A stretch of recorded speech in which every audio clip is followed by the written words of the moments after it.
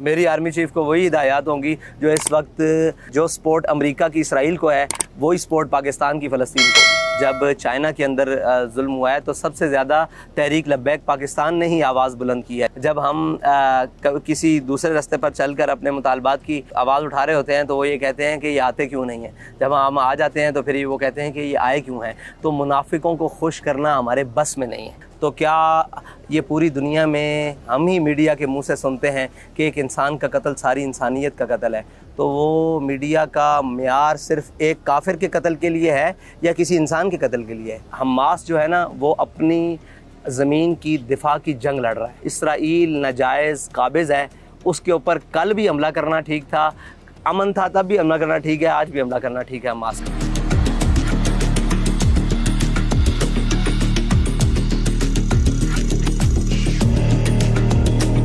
TLP के धरने को तकरीबन एक हफ्ता होने वाला है। कुछ बता सकते हैं कि धरने का मकसद क्या है? पहली डिमांड यह है कि फ़लस्तीनियों के लिए ग़िज़ाई और तिब्बी इमदाद की तरसील को बहाल किया जाए। दूसरी ये है कि सरकारी सतह पर तमाम इसराइली मसनूआत का बाइकाट किया जाए। और तीसरी ये है कि जो नेतन्याहू है उसको सरकारी सतह पर दहशतगर्द करार दिया। हुकूमत की तरफ से जो है ना वो इंतज़ामिया ही लगी हुई है अभी तक, जिसे एडमिनिस्ट्रेशन कहा जाता है वही लगी हुई है, और बाकी उनकी तरफ से कोई अभी तक जो हुकूमती नुमाइंदे हैं वो अभी तक नहीं बैठे। हम अपने मुतालबात पूरे होने तक यहीं बैठे हैं। अगर हुकूमत ने संजीदगी से इस बात को ना लिया तो इंशाअल्लाह फिर इसका दायरा कार पूरे मुल्क में वसी हो जाएगा। पाकिस्तान में ये एक बहस आम है कि पाकिस्तान एक एटमी कुव्वत है और पाक अफवाज को फ़लस्तीन की मदद के लिए जाना चाहिए। क्या आप भी इस किस्म की कोई ख्वाहिश रखते हैं? बिल्कुल, हम तो यही चाहते हैं कि ये ऐसा काम करें, लेकिन हमारे हुक्मरान, मैंने पहले कहा, जो IMF के और आलमी ताकूत के शिकंजे में जकड़े हुए हैं और फिर उन्होंने पूरे अदारों को भी गिरवी रखा हुआ है, जिनके एयरपोर्ट्स और जिनके जहाज़ गिरवी पड़े हों, जिनके पेट्रोल पंप्स और जिनके रनवे गिरवी पड़े हों। आप उनसे उम्मीद रखते हैं कि वो यहाँ से F-16 उड़ाकर, जहाज़ उड़ाकर या C-130 उड़ाकर उनके पास मदद के लिए जाएंगे? अगर आज आप वज़ीर आज़म होते तो आपका आर्मी चीफ को क्या हुक्म होता? मेरी आर्मी चीफ को वही हिदायत होंगी जो इस वक्त जो सपोर्ट अमेरिका की इसराइल को है वही सपोर्ट पाकिस्तान की फ़लस्तीन को होगी। जो बरतानिया की सपोर्ट इसराइल को है उससे ज़्यादा बढ़कर पाकिस्तान की सपोर्ट फ़लस्तीन को होगी, गज़ा को होगी। फैज़ाबाद पर जब धरना होता है तो आम लोगों की ज़िंदगी बहुत मुतासर होती है। अगर मकसद हुकूमत पे प्रेशर डालना है तो डी चौक पे धरना क्यों नहीं देते? देखिए, हमारी अपनी एक आइडियोलॉजी है। हम ये समझते हैं कि यहाँ पर ज़्यादा हुकूमत के ऊपर प्रेशर पड़ता है। हम जब भी बैठते हैं, लोगों की कन्फ्यूजन जिनकी है उनको कहें कि आप डी चौक पर जाकर बैठ जाएं, हो सकता है आपके मुतालबात कुछ लेकर बैठ जाएं। तो बस अपनी अपनी मामलात है, अपनी अपनी तरीक़ेकार हैं। हमने तो कभी किसी को नहीं कहा कि डी चौक वाले यहाँ क्यों नहीं बैठते। तो अपने अपने तरीक़ाकार है, एहतजाज का तरीक़ाकार है। 2017 में TLP के धरने पर जस्टिस काजी फ़ाइज़ ईसा साहब का सख्त रद्द अमल आया था। इस वक्त वो चीफ जस्टिस ऑफ पाकिस्तान है। क्या फिर से उस किस्म की एपिसोड रिपीट हो सकती है? नहीं, चीफ जस्टिस साहब ने बाद में 10 कमीशन बनाए और 10 कमीशन तोड़े फैज़ाबाद धरने में, और इस बात पर लगे रहे कि इनको खाना कौन दे रहा है। तो आज मौका है कि चारों तरफ से रास्ते खुले हैं, वो बैठ जाएं और हर अपना कमीशन या जो भी उन्होंने लोग बिठाने वो बिठा दें, और आने वाले जाने वालों से पूछे कि कौन खाना ला रहा है, कौन पानी ला रहा है, कौन इनके साथ बैठ रहा है, कौन उनके पास जा रहा है और कौन आ रहा है, ताकि बाद में कोई परेशानी ना हो। हमारी तो यही सजेशन। इजरायली बमबारी तो पिछले 9 महीने से गज़ा पर हो रही है, लेकिन TLP अभी क्यों धरना कर रही है? जब हम किसी दूसरे रास्ते पर चलकर अपने मुतालबात की आवाज़ उठा रहे होते हैं तो वो ये कहते हैं कि ये आते क्यों नहीं हैं। जब हम आ जाते हैं तो फिर वो कहते हैं कि ये आए क्यों हैं। तो मुनाफिकों को खुश करना हमारे बस में नहीं है। हुकूमत पर यह तनकीद की जाती है कि वो बेसिकली एक पपेट्स हैं और असल हुकूमत जो है वो पिंडी से चलाई जा रही है। आपके ख्याल में हुकूमत के पास वो मैंडेट है कि वो आपकी डिमांड्स को पूरा कर सकें? देखें, हुकूमत ने अगर किसी अपने वज़राए आला की गाड़ियों के टायर चेंज करवाने हों तो वो करोड़ों रुपए का बजट पास हो सकता है। तो फ़लस्तीनी मज़लूम मुसलमानों के लिए इमदाद क्यों नहीं भेजी जा सकती? जब हुकूमत ने अपने लोगों को नवाजना हो और उस नवाजने के लिए वो जनाब करोड़ों और अरबों रुपए की फंडिंग जनाब तमाम अपने मनपसंद लोगों को दे सकती है, तो फ़लस्तीनी मज़लूम मुसलमानों की मदद क्यों नहीं की जा सकती? मसला ये नहीं है। अगर हुकूमत बेख्तियार है तो हम तो ये कहते हैं कि पाकिस्तान की हुकूमत है, ठीक है। लोगों का जो भी पर्सपेक्टिव हो, जो भी चीज़ें हों, ख्यालात हों, वो एक अलग बात है। अगर हुकूमत इतनी बेख्तियार है तो वो हुकूमत छोड़ दे। वो हमें ये जवाब दे कि हम बेख्तियार हैं कहीं और जाएं, तो फिर हम इसको छोड़ कर कहीं और मुतालबा कर लेंगे। टीएलपी पर भी इल्ज़ाम लगाया जाता है कि वो असल में पिंडी से अहकामात लेते हैं, आपका क्या मौक़िफ़ है? बख्तम के आगे गुफ्तम क्या। जैसे 2017 में फ्रेंच एम्बेसडर को मुल्क से निकालने की डिमांड सामने रखी गई थी, क्या इस दफ़ा टीएलपी ये डिमांड करेगी कि तमाम ममालिक जो इसराइल की इमदाद कर रहे हैं उनके सफ़ीर को पाकिस्तान से निकाला जाए?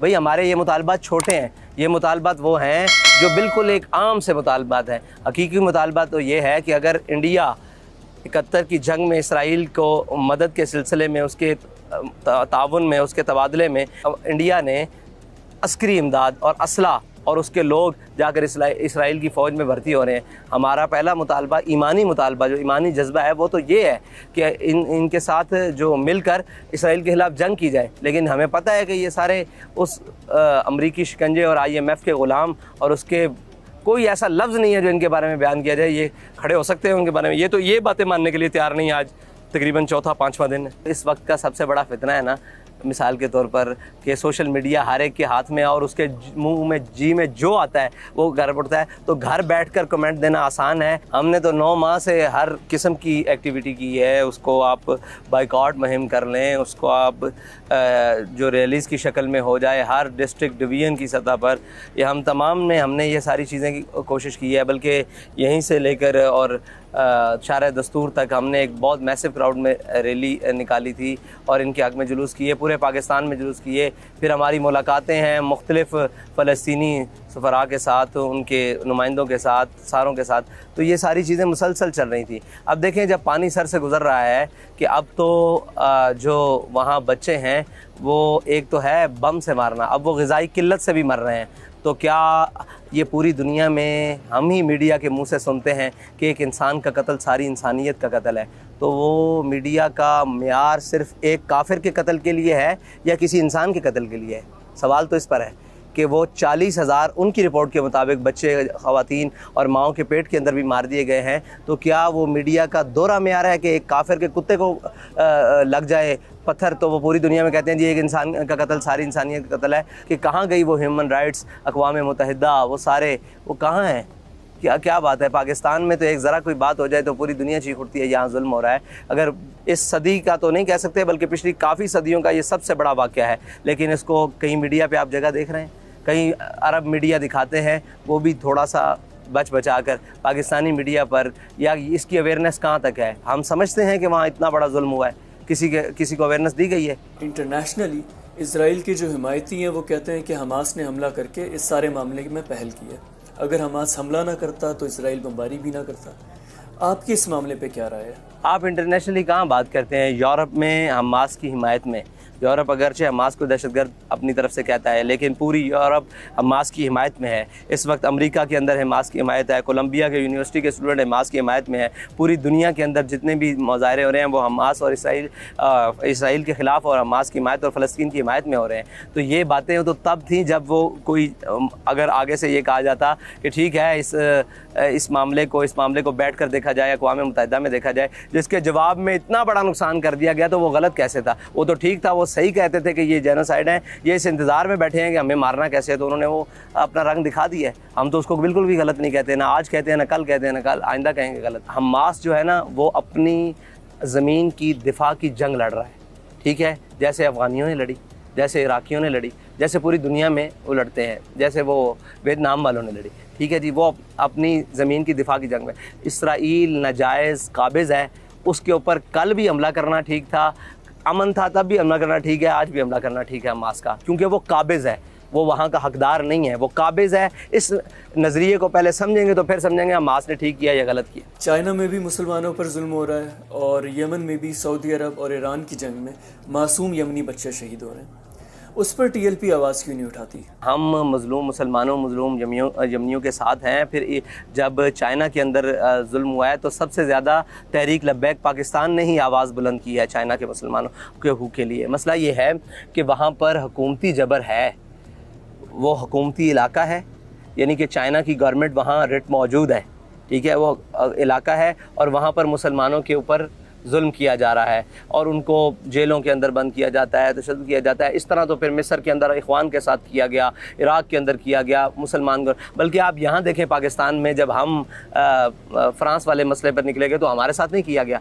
ये है वो हुकूमतें जो जबर करती हैं, जो बैनुल अक़वामी एजेंडे पर मौजूद हैं, तो उनके ख़िलाफ़ तो वहाँ की मकामी लोग भी खड़े हैं और हम भी उनके साथ हैं। मसला ये है गज़ा वाला और फ़लस्तीन वाला मसला अलहदा है कि वहाँ से नाजायज़ अब रियासत ऊपर से बम बरसाती है, नीचे से खुराक बंद करती है। आप देख रहे हैं सहूनी यहूदी जो हैं, जिनकी जनाब वो कट्टर किस्म के, वो जाने वाली खुराक को लीक कर रहे हैं, रास्ते में ज़ाया कर रहे हैं। आपने देखी होंगी, बिल्कुल देखी होंगी, और जाने वाली अद्वियात और तिब्बी अद्वियात को वो ज़ाया कर रहे हैं। तो ये मसला और वो मसला अलहदा है। क्या टीएलपी को ये खदशा है कि कोई फॉल्स फ्लैग ऑपरेशन होगा जिसके बाद तोड़ फोड़ का इल्ज़ाम टीएलपी पे लगा दिया जाएगा? देखें, ये सारी चीज़ें तो मौजूद रहती हैं, पहले भी मौजूद रही हैं, अब भी मौजूद रही हैं, लेकिन इंशाअल्लाह अल्लाह ताला बेहतर रसा रहेगा। हमारे कारकुनान इंशाअल्लाह समझदार हैं, हर लिहाज से मौजूद हैं, और हम पाकिस्तानी रियासत और हुकूमत से भी ऐसी तवक्को नहीं रख सकते कि वो ऐसा चाहें कि ऐसे मामला ख़राब हों। खादिम रिजवी साहब की कमी महसूस होती है जब आपको इस किस्म के हालात का सामना करना पड़ता है? देखें साहब, ज़ाहिर है वो तो फिर हमारी क्या कहते हैं, एक स्पिरिचुअल नीड है जो, और हमारी जज्बाती जो ज़रूरत है वो तो अमीरुल मुजाहिदीन का एक कहा हुआ लफ्ज़ और कायदे मिल्लत इस्लामिया का एक कहा हुआ हर्फ हमारे लिए मशल राह है। वो तो हमें यही रास्ता बता कर गए हैं और यही बता कर गए हैं, इसीलिए हम आज यहाँ मौजूद हैं, उन्हीं के बताए हुए रास्ते पर। मेन स्ट्रीम मीडिया पर टीएलपी का सियासी मौक़िफ़ काफ़ी कम सुनने को मिलता है। क्या आप बता सकते हैं कि हुकूमत का पीटीआई को बैन करने का जो फैसला है उस पर टीएलपी का क्या मौक़िफ़ है? अभी तक दिल और दिमाग से तहरीक लब्बैक को किसी मीडिया हाउस ने कबूल नहीं किया, वो पाकिस्तानी हो या जो भी यहाँ पर हमारे यहाँ मीडिया काम करता है। दूसरी बात, आपने कहा कि तहरीक इंसाफ पर पाबंदी लगने की, तो हम किसी भी सियासी जमात के ऊपर पाबंदी लगने के हक़ में नहीं है। और किसी भी सियासी मजहबी जमात हो जो अपने राइट्स के लिए बात करे या अपने हकूक़ के लिए बात करे, या उसका पाकिस्तान में हक़ है आइन के आर्टिकल्स के मुताबिक, हर पाकिस्तानी शहरी अपनी सियासी जमात बना भी सकता है, उसको रजिस्टर कर सकता है, उसके लिए वोट मांग सकता है, इलेक्शन लड़ सकता है। तो कोई भी सियासी जमात हो उसको बैन करना इस तरह नहीं ठीक। Thank you for watching the full video. आप में से बहुत से ऐसे लोग हैं जिन्होंने शायद हमारा यूट्यूब चैनल सब्सक्राइब नहीं किया। So if you want to support independent journalism and watch more meaningful content, please subscribe to our YouTube channel.